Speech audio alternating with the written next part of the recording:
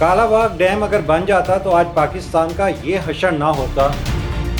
کون سی سیاسی جماعتیں تھیں جنہوں نے اس کی مخالفت کی؟ یہ ڈیم کس نے بننے نہیں دیا؟ اس پر ٹوٹل کتنا خرچہ آنا تھا؟ اس کے بارے میں آج ڈیٹیل سے ہم گفتگو کریں گے۔ بسم اللہ الرحمن الرحیم۔ السلام علیکم ناظرین، آپ دیکھ رہے ہیں ڈیلی سوشل پاکستان اور میں ہوں مشکور زادی۔ ناظرین، آپ دیکھ رہے ہیں کہ پاکستان بالخصوص پنجاب کے سارے شہر اس وقت پانی کی لپیٹ میں ہیں۔ پورا پنجاب اس وقت، لاہور ہو، فیصل آباد ہو، ملتان ہو، بہاولپور ہو، میاں والی ہو، پاک پتن ہو، نام لیتے جائیں، شہر ختم نہیں ہوں گے۔ پاکستان کے شہری اس وقت پانی میں ڈوبے ہوئے ہیں۔ اس کی وجہ یہ ہے، پاکستان میں صرف دو ایسے ڈیم تھے، ایک منگلا اور ایک تربیلا، جہاں پر بجلی پیدا ہو رہی ہے۔ لیکن ایک ڈیم جس کے بارے میں 1950 اور پھر 1960 سے شور مچتا رہا کہ یہ ڈیم پاکستان کی ضرورت ہے، یہ کون سا ڈیم ہے؟ یہ ڈیم ہے کالا باغ ڈیم۔ کالا باغ ڈیم کے لیے ناظرین پاکستان کے شہر میاں والی کو 1950 میں منتخب کیا گیا۔ اس وقت یہ میاں والی KPK کا، جو اس وقت NWFP ہوتا تھا، اس کا حصہ تھا۔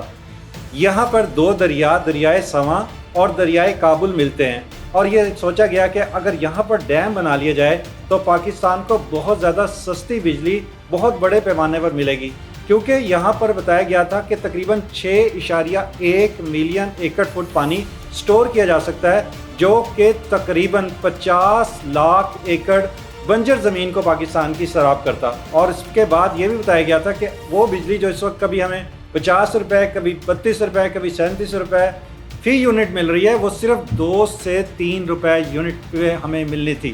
مگر اس وقت کی 3 سیاسی جماعتیں، جن میں سر فہرست جو ہے وہ پیپلز پارٹی تھی، جس نے کہا کہ ہم یہ ڈیم کبھی نہیں بننے دیں گے۔ ان کا خیال تھا کہ اگر یہ ڈیم بن گیا تو چونکہ پہلے ہی منگلا اور تربیلا کی وجہ سے ان کا پانی کٹ ہو رہا ہے، ان کا پانی مارا جا رہا ہے اور سندھ کو پراپر پانی نہیں مل رہا، اگر کالا باغ ڈیم بھی بن گیا تو سندھ کو پانی نہیں مل پائے گا۔ اس لیے پیپلز پارٹی نے اس کی مخالفت کی۔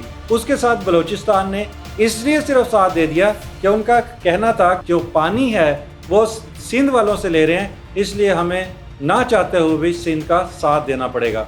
اب مسئلہ رہ گیا تھا تیسرا کہ KPK کے لوگوں کے لیے یہ پانی میسر تھا، پنجاب اور KPK کو یہ پانی ملنا تھا، وہاں پہ بجلی بھی سستی ملنی تھی، مگر وہاں کی جو ANP تھی، اس وقت ان کے جو سربراہ تھے، باچا خان کے جو بیٹے ہیں اسفند یارولی، انہوں نے اس کی سخت مخالفت کی اور وہ سب سے آگے رہے۔ اب ناظرین بات کریں کہ اس کا کام شروع کب سے ہوا۔ یہ بات ہے 1960 کی، جب صدر پاکستان اس وقت جو سابق آرمی چیف تھے ایوب خان، انہوں نے سب سے پہلے اس کی تکمیل کا ارادہ کیا، اپنے جو فرینڈ تھے، ان کے ساتھی تھے، ان کے ساتھ اس پروجیکٹ کو ڈسکس کیا، مگر یہ معاملہ 5-6 سال میں اسی طرح جوں کا توں رہا، آگے نہ بڑھا۔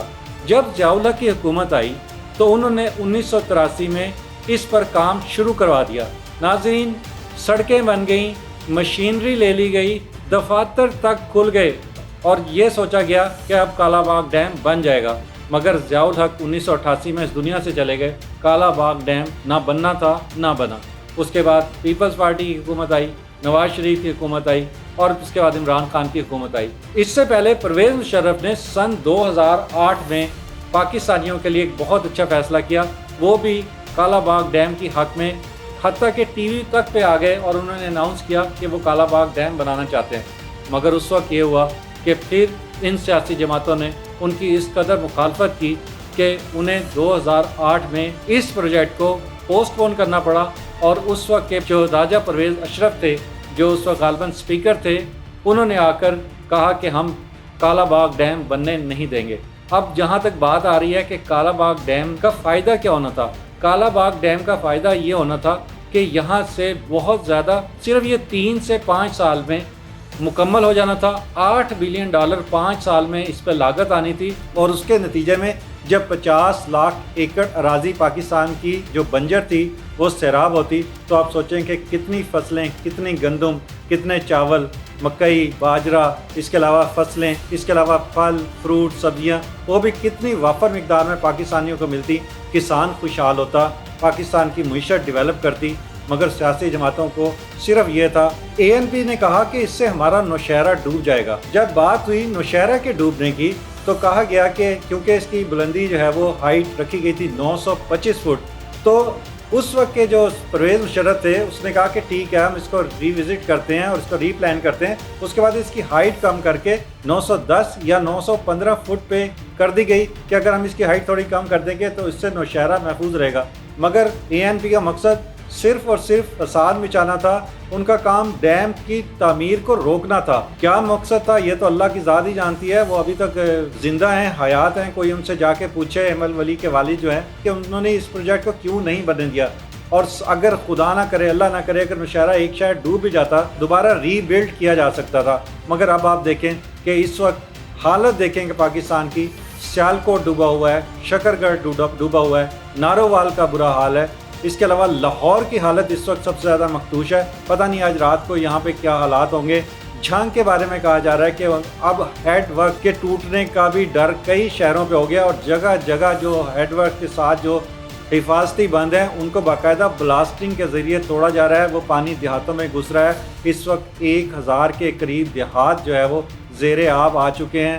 کئی لاکھ افراد نقل مکانی کر چکے ہیں. مختصر لفظوں میں ہم یہ کہہ سکتے ہیں کہ ایک شہر کو بچانے کے لیے پنجاب کے تقریباً 25 سے 30 شہروں کو جو ہے وہ داؤ پہ لگایا گیا ہے. کاش ہمارے سیاستدان اس کو سوچیں. اب یہ میڈیا کی بھی اخلاقی ذمہ داری ہے کہ وہ جا کے ANP والوں سے پوچھیں, اس کے علاوہ پیپلز پارٹی والوں سے پوچھیں, نون لیگ والوں سے پوچھیں اور تحریک انصاف والوں سے بھی پوچھیں کہ جب ان کا دور حکومت آ رہا تھا تو انہوں نے اس پروجیکٹ پہ کام کیوں نہیں کیا. اگر آج سے 5 سال 10 سال پہلے یہ کام ہو جاتا تو آج پاکستانی اس حالت میں نہ ہوتے. اب ہماری موجودہ حکومت سے یہ بادستہ اپیل ہے, شہباز حکومت ہو یا اسٹیبلشمنٹ ہو, کہ خدارہ اس پروجیکٹ کو جلد از جلد مکمل کریں, کیونکہ آنے والے سالوں کے بارے میں کہا جا رہا ہے کہ وہ آنے والے سال مزید پاکستانیوں کے لیے جو وہ زیادہ سخت ہوں گے, زیادہ پریشان کن ہوں گے, زیادہ بارشیں ہوں گی جس کے نتیجے میں زیادہ سیلاب آئیں گے. اگر کالا باغ ڈیم نہ بنا تو پاکستان کے لیے ہر آنے والا سال مصیبت لے کر آئے گا. اسی کے ساتھ اپنے میزبان مشکور زادی کو اجازت دیجیے. اللہ حافظ. ناظرین گرامی, قبل آپ سے گزارش ہے کہ ہمارے چینل کو سبسکرائب کر لیں.